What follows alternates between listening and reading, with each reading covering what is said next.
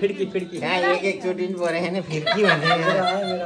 ए भर्खर खाएर अनि फिर्की भनेर हुन्छ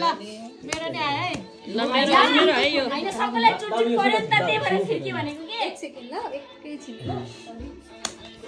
10 20 5 रुपैयाँ नै जान्छ पछि त आयो नि मेरो लगाएर च्याउर परेको चेतेको तास त रहेछ नि कहाँ त्यो एउटा बाबुले हैन है मेरो गएन न ला यहाँ त 50 छोरा तास खेलेर गरेको 10 20 30 40 50 लगाट्नु